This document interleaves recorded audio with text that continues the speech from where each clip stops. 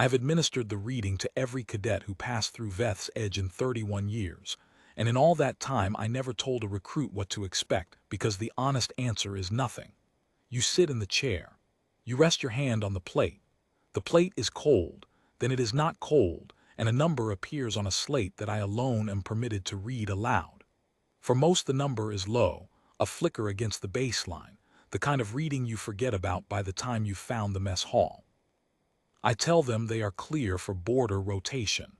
They thank me and go to find their bunks, and that is the end of it. I never explain what a high number means, because in 31 years I have only delivered that number 4 times, and each time the recruit already seemed to know before I said a word. Veth's Edge sits on the inward lip of the calyx threshold, the last permitted station before the silence the Concord's charts call the far quiet. We do not patrol past it. We do not send ships into it. We watch it the way a man watches a held door, and the reading exists because someone, generations before me, noticed that certain crews posted along that border did not merely grow uneasy with the silence. They grew comfortable in it. They requested transfers closer to the line, then closer again, and eventually they did not request anything at all. They simply walked out one watch and did not come back. No wreckage found, no distress logged, no struggle recorded on any sweep. The Concord, precise even before a mystery, decided this was not a tragedy to mourn but a variable to measure, and built the reading. A resonance assay, they call it, though no one has ever explained what exactly resonates or with what. It measures affinity. It tells you, with a number, how much of you already belongs to the quiet on the other side of the line. I was 26 when I took my own reading, fresh off the transport. Certain I would post low like everyone in my year. I posted low. A flicker. Cleared for rotation. I have not been tested since because the regulation only requires it once, at intake, on the reasoning that affinity is fixed at birth like the color of one's eyes. This has always struck me as a strange kind of faith for an institution that otherwise trusts nothing it cannot quantify twice. The 4 times I delivered a high number, the pattern was the same. The recruit would look at the slate, then at me, and ask, very calmly, whether they were free to walk the perimeter that evening. I always said yes because there was no regulation against it, and because saying no had never once worked, not in the older records shown to me when I trained for this post. They walked the perimeter. They did not return. In the morning their bunks were made. Their effects folded with a precision none of them had shown in life, and the station logged them as voluntary threshold transfer, a phrase I have typed so many times I no longer see the words, only the shape of the box I check. I remember the second of the 4 better than the others, a structural engineer named Haver Bren, who had spent 11 years repairing the same stretch of perimeter fence without complaint. His reading came back complete on a Tuesday, in the middle of an otherwise unremarkable shift, and when I delivered the number he simply nodded, the way you nod when someone confirms a suspicion you had been too polite to voice yourself. He asked me whether the fence on the eastern stretch would hold through the season without him. I told him it would. He thanked me for that specifically, more than he thanked me for the number, and walked out into the gray that evening with the same unhurried gait he used for his ordinary rounds.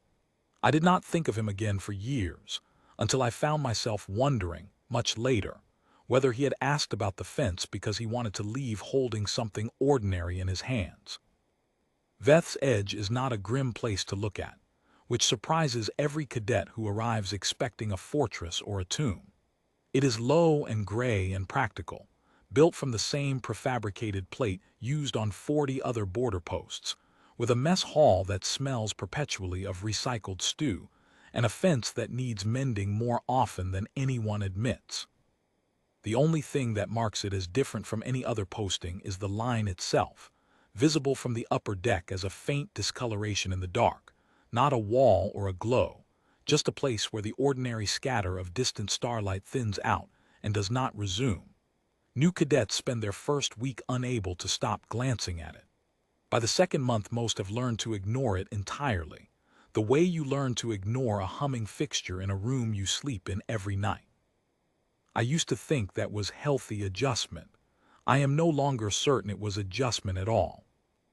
I tell you this so you understand that what happened to me was not an accident of fate, not a twist of bad luck, but the operation of a system functioning exactly as designed, on a day like any other, in a week busier than most because the spring intake had brought us 11 new cadets, and the slate queue was longer than usual.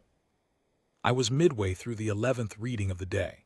A quiet young recruit named Soren who posted low and thanked me with real relief in her voice, when the station's clerical system flagged an anomaly in the intake archive. 31 years is a long time to keep records, and somewhere in that span, a routine audit had discovered that my own original reading, the one I posted at 26, had never been formally closed in the new ledger format adopted 8 years into my service. It was not a request, it was a correction. The system simply scheduled me for a rereading to bring my file into compliance, the same as it would schedule a stuck door for repair. I sat in the chair I have watched 400 strangers sit in. I put my hand on the plate I have watched 400 hands rest upon. The plate went cold, and then it was not cold, and I watched the number rise on the slate the way I have always watched it rise for someone else. And for the first time in 31 years I understood, with no warning and no ceremony, why none of the four ever argued with me. It is not that the number frightens you.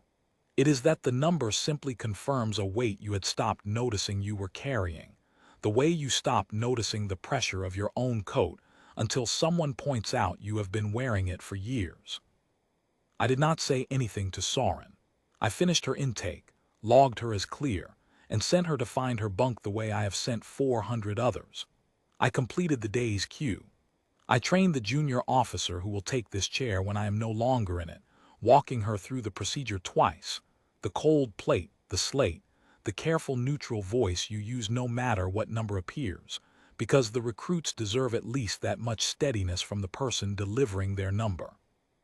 I filed my own correction into the ledger myself, in the same box I have checked 4 times before, because there was no one else on shift to do it for me, and the form does not care who fills it in.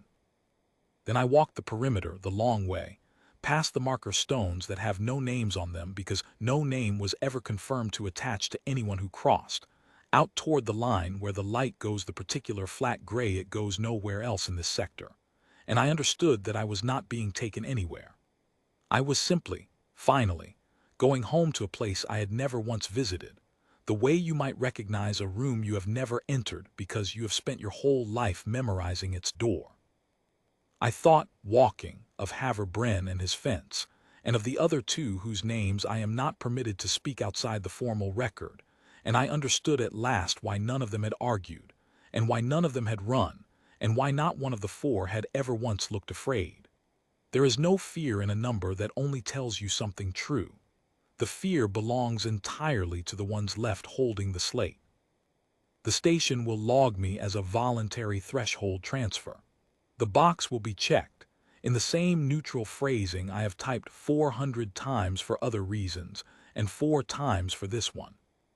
Soren will find in a few years that the chair is comfortable in a way she cannot explain, and she will sit in it anyway because that is the post, and because by then someone new will be reading her the number, in the same careful neutral voice I used 400 times, telling her she is clear, telling her almost nothing at all about what clear actually means, or how long it is permitted to last, or what it costs the conquered to keep calling this a transfer instead of what every officer who has ever held this post quietly knows it to be. Not a loss, not a desertion, not even a death by any definition our instruments can certify. Only the moment a number stops being a measurement and becomes, at last, an address.